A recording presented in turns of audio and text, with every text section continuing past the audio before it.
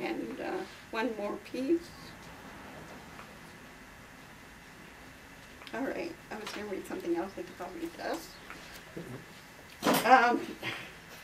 This is really silly. It's a mock limerick.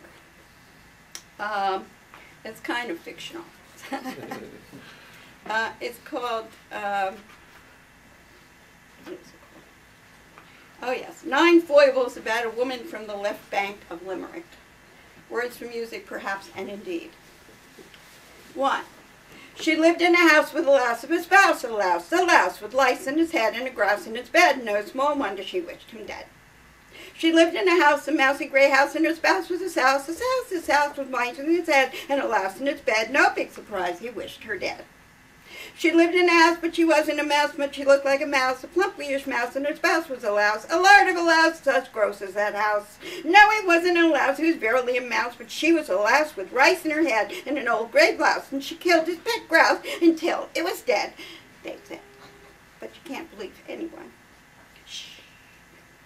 She was a blonde mouse in a grand castle house. Her Moorish spouse was a royal pain louse, a boorish lout. And so they dwelt, the mouse, that little blonde mouse with flies in her head, and that pain of a louse, king louse, with lies in his head. He smothered her till she was quiet and dead. She sat on a couch watching time go by. She sat on a couch watching grouse fly by, watching neighbors wave, hi, hi, fuck you, sweetie pie, bye.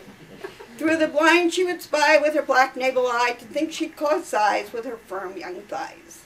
Ah, you sweet youth, when my mouth held a tooth. She sat on her couch watching grouse fly by. She sat on her couch watching louses with spouses in patriotic blouses. Everyone knew she'd be early to die, that Reubeness mouse. She devoured the house and shrugged down rye, buttered her thighs and swatted flies. Till she became a rat-a-tat-tat. No, not that. She slouched on her couch eating livers of swine. She slouched and she grouched drinking cheap rye and wine, and the occasional housefly looking for pie. No wonder, small wonder, she was dead when she died.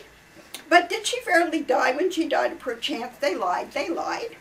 You're losing it. You're fit to be tied. Open your twat, and in it I'll hide.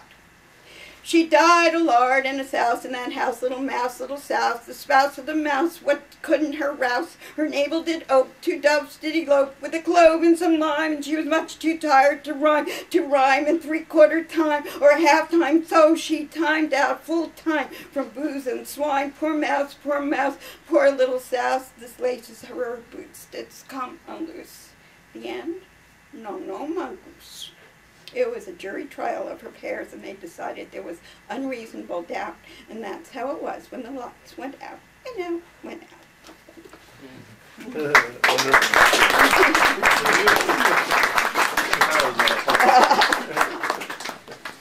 Thank you, Carol. That was a lot of fun. That's from Giraffes in Hiding, right? It's the Giraffe in Hiding. Giraffe in Hiding. Well, I'm going to take off this hat and put on the other hat, the hat of the writer. I have a couple excerpts I wanted to read from my new collection of 2 books, 2 short novels, The Unwelcome Guest and Nin and Nan.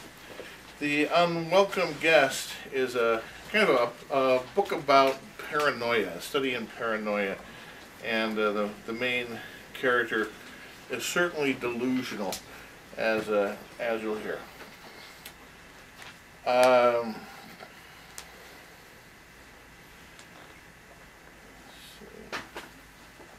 Chevy Chase picked up the beers, and Dan Aykroyd, Tim Robbins brought the weed. We drove to the lake, got drunk and stoned, sat in the trees, threw rocks into the water, and did nothing. They, of course, knew each other better than they knew me, though I'd become a good friend recently. Chevy'd pick me up and always had beers for the drive, and then we'd get Dan Tim. Dan Tim would roll a bomber one-handed, and we'd smoke it in the car on the way to the lake. We found a service shack and stored more beer in there. They'd jab at each other a little. Chevy would make fun of the time Dan Tim was married to Farrah Fawcett, or maybe it was Dan Tim making fun of Chevy.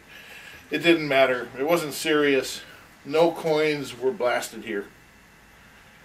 During the cocaine era, Edwin used to call himself LT for Lubjek Thoth, but also an homage to his favorite cocaine-snorting linebacker.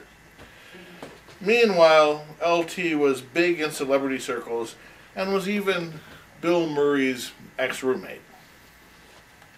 LT and I were living and working in an enormous space inside a mall. The space was filled with what we thought was a bookstore.